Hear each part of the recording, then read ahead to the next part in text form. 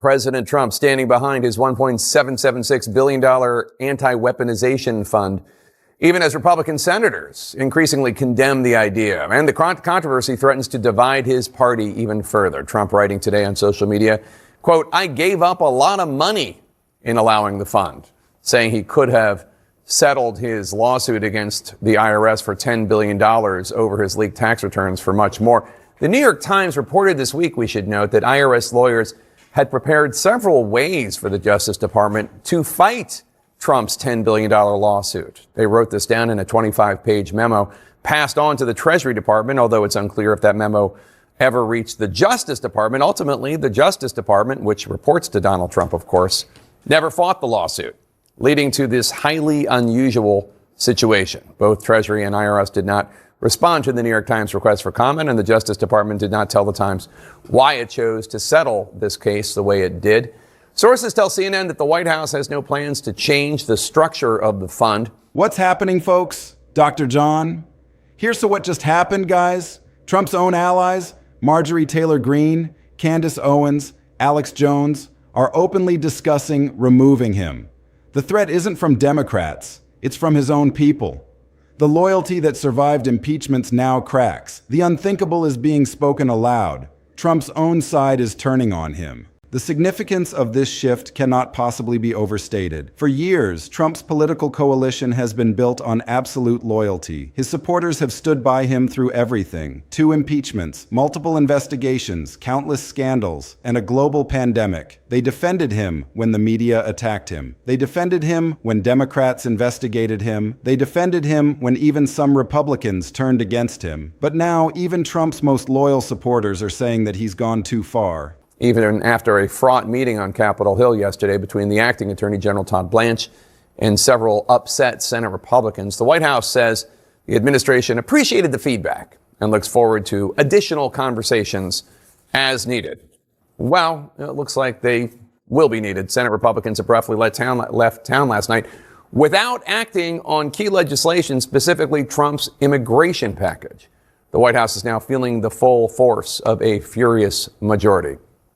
Former Republican leader Mitch McConnell rebuked the pitch, saying, quote, "So the nation's top law enforcement official is asking for a slush fund to pay people who assault cops? Utterly stupid, morally wrong. Take your pick," unquote. How about both? Wisconsin Senator Ron Johnson is one of the few senators who has publicly supported the fund, but he does see its introduction on the same week as his key vote on Trump's immigration bill. Angering his party at the wrong time, saying, quote, "Somebody described it as a galactic blunder, and I think that's probably true," unquote. They're saying that he's too dangerous to have access to nuclear weapons and the military. They're saying that he's too unstable to remain in office. They're saying that the 25th Amendment should be invoked to remove him immediately. That's a seismic shift in the political conversation, a fundamental change in how even Trump's allies view him and his fitness for office. So what triggered this extraordinary betrayal from Trump's own side? The answer is Trump's extreme rhetoric about the Iran war, a threat so dangerous and so unhinged that even his most loyal supporters couldn't defend it. Trump posted that a whole civilization will die tonight if Iran doesn't accept his terms. Think about what that means. Trump was threatening to wipe out an entire nation. He was threatening mass casualties on an unimaginable scale. He was potentially threatening nuclear war. This wasn't tough talk or diplomatic posturing. This was the President of the United States threatening to destroy an entire civilization. And when Trump made that threat, even people who have been loyal to him for years started talking about removing him.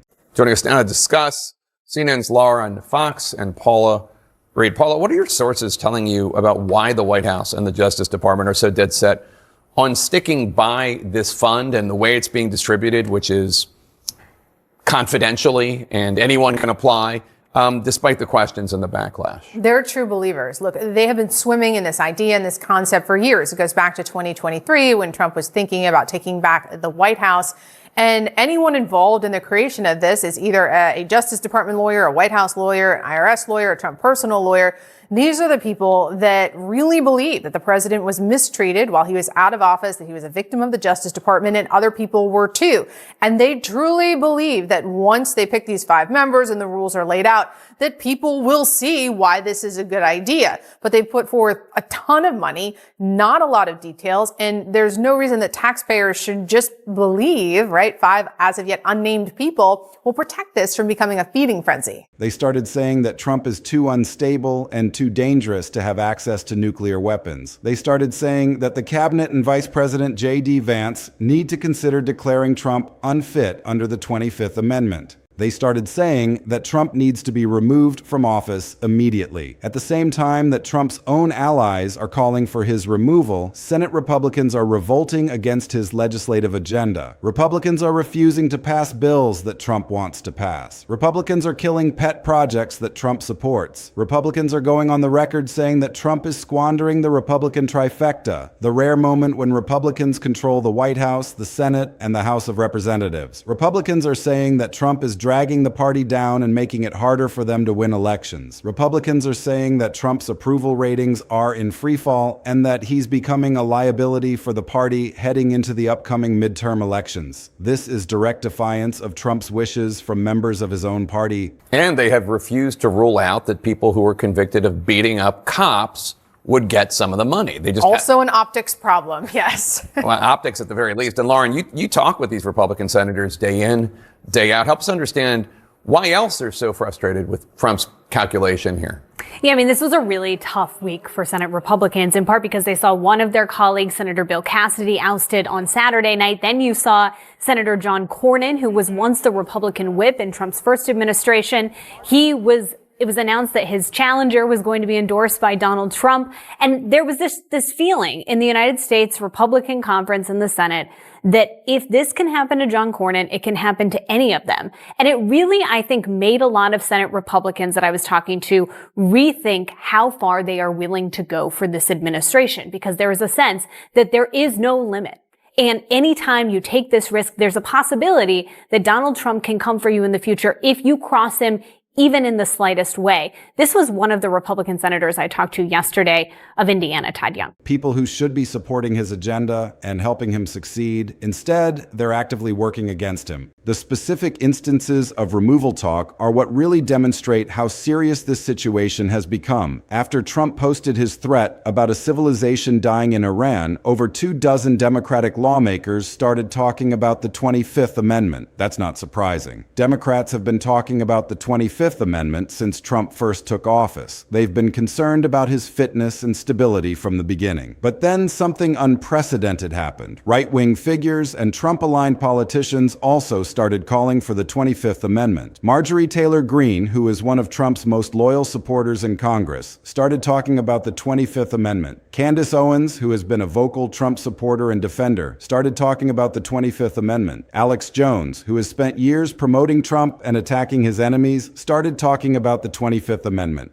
Anthony Scaramucci, who served in Trump's administration, started calling for the 25th Amendment. When right-wing figures and Trump-aligned politicians start calling for the 25th Amendment, that's a sign that something has fundamentally shifted in American politics. That's a sign that Trump has lost the support of significant portions of his own base and his own party. That's a sign that even people who have been loyal to Trump think he's too dangerous to remain in office. That's a sign that the pressure for removal is becoming bipartisan and is coming from inside Trump's own coalition. And that's incredibly significant because the 25th Amendment requires the vice president and a majority of the cabinet to invoke it. So if Trump's own allies are calling for it, if Trump's own supporters are calling for it, then it increases the likelihood that the vice president and cabinet members might actually consider it. The GOP revolt over Trump's agenda is another sign that Trump's control over the Republican Party is collapsing. Senate Republicans are revolting against Trump's proposed slush fund for January 6th rioters and other alleged victims of government wrongdoing. Republicans don't want to pass that bill. Republicans think it's a bad idea. Republicans think Trump is wrong to push for it, so they're refusing to pass it. That's direct defiance of Trump's wishes from members of his own party. Senate Republicans are also refusing to pass immigration enforcement funding that Trump is demanding. Republicans don't think it's important enough or don't think it should be structured the way Trump wants it, so they're refusing to pass it. That's more direct direct defiance of Trump from members of his own party. And then there's the Kennedy Center incident, where a judge struck down Trump's attempt to put his own name on the Kennedy Center without getting Congress's approval. Trump wanted to rename the Kennedy Center in honor of his mother, but Trump didn't have the authority to do that. Congress has to approve changes to the Kennedy Center, so a judge struck down Trump's attempt. And instead of the Republican Congress jumping in to defend Trump and pass legislation allowing him to put his name on the Kennedy Center, Congress basically ignored it. Congress didn't rush to Trump's aid. Congress wasn't interested in helping Trump put his name on the Kennedy Center. That shows that Republicans in Congress are no longer automatically defending Trump. They're no longer automatically jumping to help Trump whenever he demands something. They're developing their own independent judgment and their own political calculations. The political damage Trump is doing to the Republican Party heading into the midterms is also significant. Trump keeps making off-message comments that hurt the Republican midterm message. Trump said, "I love the inflation," which is a terrible thing for a Republican president to say when inflation is one of the biggest issues voters care about. Trump's comments about loving inflation give Democrats a soundbite they can use in campaign ads against Republican candidates. Trump's extreme rhetoric on the Iran war is also damaging the Republican message because Republicans want to talk about the economy and about government competence. But Trump keeps dragging the conversation back to his threats about destroying civilizations and his extreme rhetoric on Iran, and that's hurting Republicans politically. Senior GOP strategists are telling major news outlets that they see a party without a leader on message. That's a stunning indictment of Trump's leadership. A party without a leader on message. Republicans can't present a unified midterm message because Trump keeps saying things that undercut the message and that create problems for Republican candidates. Republican candidates in swing districts don't want to be associated with Trump's comments about loving inflation and threatening to destroy civilizations. Republican candidates want to run on issues like the economy and government competence, but Trump keeps making it about himself and making it about his extreme rhetoric. And that's damaging the Republican brand and damaging Republican candidates' chances in the upcoming midterms. Trump's approval rating is also a major problem for Republicans. Trump is roughly 20 points underwater in national approval. That means that the majority of Americans disapprove of Trump, and 20 points underwater is really bad. That's far more unpopular than other presidents were at this point in their terms. That's far more unpopular than most presidents get. And Trump's approval rating is that low while his own party is in control of Congress and the White House. Trump has control of both chambers of Congress. Trump is president. The Republicans can pass whatever legislation they want, and Trump is still deeply unpopular. That shows that Trump is not connecting with voters. That shows that Trump's presidency is failing politically. The combination of all these factors is creating what analysts are calling the most precarious moment of Trump's presidency. You've got the Iran war with Trump making extreme threats about destroying civilizations. You've got economic problems with high inflation and high gas prices. You've got internal party revolt with Republicans refusing to support Trump's agenda and refusing to help Trump with his pet projects. You've got legal cases against Trump that could result in criminal charges. You've got health concerns about Trump's fitness to hold office. You've got his approval ratings in free fall. And you've got serious talk among political elites and even among Trump's allies about whether Trump can finish his term or whether he should be removed. The fact that removal talk is no longer just coming from Trump's enemies is absolutely crucial to understanding this moment. Removal talk is coming from Trump's allies. Removal talk is coming from people who have been loyal to Trump. Removal talk is coming from right-wing figures and conservative commentators. That's a fundamental shift in the political conversation. That's a sign that Trump's political coalition is fracturing. That's a sign that even Trump's supporters don't think he's fit to hold office anymore. And when Trump's own supporters are calling for his removal, that's incredibly damaging politically. It undermines the narrative that Trump is being persecuted by his enemies. It shows that the concerns about Trump are legitimate and widespread enough that even his own side is worried. The pattern of GOP defiance and GOP revolt against Trump's agenda is another crucial factor. Republicans are no longer automatically following Trump's lead. Republicans are voting against bills Trump wants to pass. Republicans are refusing to help Trump with his pet projects. Republicans are actively undermining Trump's agenda. That shows that Trump no longer has absolute control over the Republican Party. That shows that Republicans are developing their own power base independent of Trump. That shows that Republicans are preparing for life after Trump. And once Republicans start preparing for life after Trump, the likelihood of serious removal efforts increases because Republicans stop worrying about Trump's political base and start worrying about their own electoral prospects. Trump's erratic behavior and his extreme rhetoric are damaging the Republican Party's electoral prospects. Trump's comments about loving inflation are politically damaging. Trump's threats about destroying civilizations are politically damaging. Trump's off-message comments are damaging Republican candidates who are trying to run on the economy and on government competence. And as Trump becomes more of a liability for Republican candidates, the incentive for Republicans to remove him or marginalize him increases. Republicans are going to want to distance themselves from Trump. Republicans are going to want to run against Trump or run without Trump. And the worse Trump's approval ratings get, the more incentive Republicans have to remove him, or at least significantly curtail his power. The combination of multiple crises is creating a perfect storm of pressure on Trump. You've got the Iran war creating national security concerns. You've got the economy creating pocketbook issues for voters. You've got legal cases creating criminal exposure for Trump. You've got health concerns creating questions about Trump's fitness. You've got the party in revolt creating institutional pressure. And you've got approval ratings in freefall creating political pressure. All of that combined is creating an incredibly precarious situation for Trump. And that precariousness is why elites are starting to talk seriously about removal, even though removal is unlikely to actually happen. What you need to watch for going forward is whether the 25th Amendment moves from talk to actual action. Do cabinet members start taking the 25th Amendment seriously? Does Vice President J.D. Vance start considering whether Trump is unfit? Do Republicans in Congress start seriously discussing removal? Or does this all just remain talk and speculation? Because there's a big difference between people talking about the 25th Amendment and actually invoking it. It takes the vice president and a cabinet majority to invoke it. And those people have to actually be willing to do it. They have to be willing to take the extraordinary step of removing a sitting president from office. You should also watch for whether GOP revolt on Capitol Hill escalates. Do Republicans start introducing formal resolutions calling for Trump's removal? Do Republicans start calling for the 25th Amendment on the record? Do Republicans start actively working to undermine Trump and limit his power? Or do they just continue quiet defiance and continue voting against Trump's bills without making it a big public issue? Because public calls for removal and public defiance of Trump are much more significant than quiet behind-the-scenes opposition. They signal that Republicans are willing to take the political risk of opposing Trump openly. You should also watch for whether Trump's approval ratings continue to decline or whether they stabilize. If Trump's approval ratings continue to fall, the pressure for removal is going to increase. If Trump's approval ratings stabilize or start to recover, the pressure for removal is going to decrease because politicians care about polls and politicians care about electoral prospects. If Trump is dragging the party down, Republicans are going to want to remove him or at least marginalize him. But if Trump's approval starts to recover and if Trump stops being such a liability, then Republicans might be willing to work with him again. The fundamental reality is that Trump is at his most vulnerable right now. Trump is facing unprecedented levels of pressure. Trump is facing revolt from his own party. Trump is facing calls for removal from his own allies. Trump is facing approval ratings that are deeply underwater. Trump is facing multiple legal cases. Trump is facing concerns about his health. Trump is facing an Iran war that he started. And all of this is converging at the same time. That's an incredibly precarious situation. That's a situation where Trump's political survival is genuinely in question. That's a situation where serious removal efforts could actually happen. The 25th Amendment is no longer just a theoretical tool that Democrats talk about. The 25th Amendment is now something that Trump's own allies are talking about. The 25th Amendment is now something that conservative commentators are discussing. The 25th Amendment is now something that right-wing figures are calling for. That's a major shift in the political conversation. That's a sign that removal is being taken seriously, even by people who have been loyal to Trump. And if serious removal efforts actually start happening, if Congress starts impeachment proceedings, or if the cabinet starts considering the 25th Amendment, then Trump's presidency could end much sooner than anyone expected.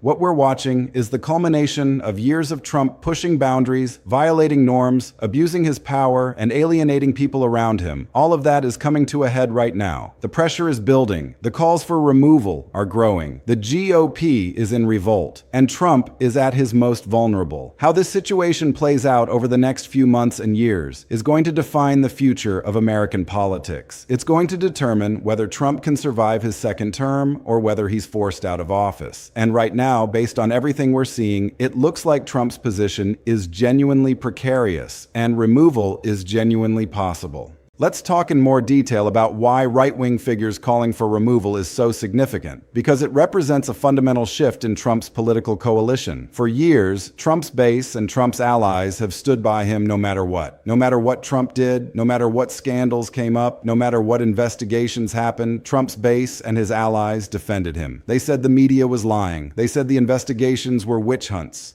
They said Trump was a victim being persecuted by his enemies. But now, even Trump's most loyal supporters are saying that Trump needs to go. They're saying that Trump is too dangerous. They're saying that Trump is unfit to hold office. That's a seismic shift in Trump's political coalition. And it's not like these are moderate Republicans or establishment figures who have never been close to Trump. These are people who have been Trump loyalists. Marjorie Taylor Greene has been one of Trump's most vocal supporters in Congress. Candace Owens has been a prominent conservative voice who has consistently defended Trump. Alex Jones has spent years promoting Trump and attacking Trump's enemies. Anthony Scaramucci served in Trump's administration. These are people from Trump's own team. These are people who have been loyal to Trump. And even they are now saying that Trump needs to be removed. That shows how far things have deteriorated. That shows how serious the situation is. The reason they're calling for his removal is specifically because of the Iran war threats. Trump said a whole civilization will die tonight. That's not hyperbole. That's not just tough talk. That's Trump threatening to wipe out millions of people potentially in an entire country. That's Trump threatening mass casualties. That's Trump threatening possibly nuclear war. And when Trump made that threat, even his own supporters couldn't defend it. Even his own allies couldn't justify it. Even his own team couldn't rationalize it. They just said, this is too far. This is too dangerous. This person should not have access to nuclear weapons in the military. This person should be removed from office. The political math of all this and what it means for whether removal could actually happen is crucial to understand. The 25th Amendment requires the vice president and a majority of the cabinet to declare Trump unfit. So you need J.D. Vance, Trump's vice president, to agree that Trump is unfit. You need a majority of Trump's cabinet to agree that Trump is unfit. Currently, Trump appoints his own cabinet members. They're his people. They're loyal to him. So the likelihood of them suddenly deciding that Trump is unfit is low, but it's not zero. If enough cabinet members start thinking that staying with Trump is worse than removing him, then they might decide to invoke the 25th Amendment.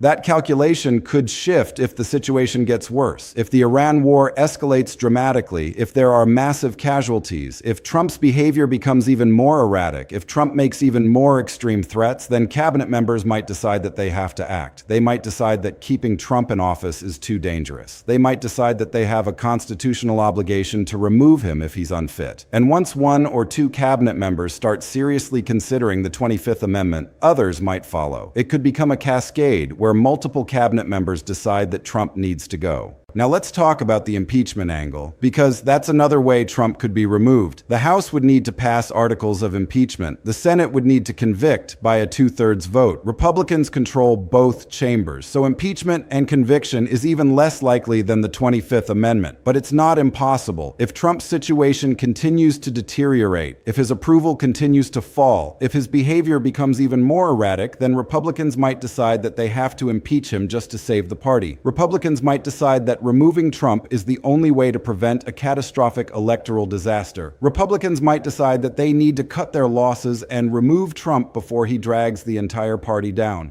The precedent for this exists. Back in early 2021, after the January 6th attack on the Capitol, Republican leaders like Mitch McConnell, Adam Kinzinger, Lisa Murkowski, and others seriously discussed impeaching Trump. Some of them voted to convict Trump when the impeachment trial happened, so it's not unprecedented for Republicans to vote for Trump's removal. It happened after January 6th. It could happen again if circumstances warranted. But the key difference now is that it's not just January 6th. 6th. It's not just one incident, it's everything combined. The Iran war with Trump threatening to destroy civilizations. The economic problems with Trump saying he loves inflation. The internal party revolt with Republicans refusing to support his agenda. The approval ratings in freefall. The health concerns. The legal cases. It's everything coming together at the same time to create maximum pressure for Trump's removal. That's why analysts are saying this is the most precarious moment of Trump's presidency, because Trump is facing pressure from every direction at once. Trump is facing legal pressure. Trump is facing political pressure. Trump is facing party pressure. Trump is facing public pressure. Trump is facing health concerns. Trump is facing questions about his fitness. Trump is facing calls for removal from his own allies. Trump is at his lowest point politically. Trump's coalition is fracturing. Trump's party is in revolt. Trump's approval is deeply underwater. And all of that is happening at the same time. The scary thing for Trump is that this situation could get worse before it gets better. If the Iran war continues to escalate, if there are massive casualties, if the economy continues to struggle, if Trump's approval continues to fall, then the pressure for removal is going to keep building. The calls for impeachment and the 25th Amendment are going to get louder. More Republicans are going to join the calls for removal. More of Trump's allies are going to decide that they can't support him anymore. And eventually you reach a tipping point where enough people have turned against Trump that removal becomes possible, even though it would require extraordinary political circumstances. That's why this is such a significant political moment. We're not just talking about polling and elections and normal political dynamics. We're talking about the potential removal of the President of the United States from office. We're talking about Republicans potentially turning on Trump and voting for his removal. We're talking about the 25th Amendment potentially being invoked to remove Trump based on fitness concerns.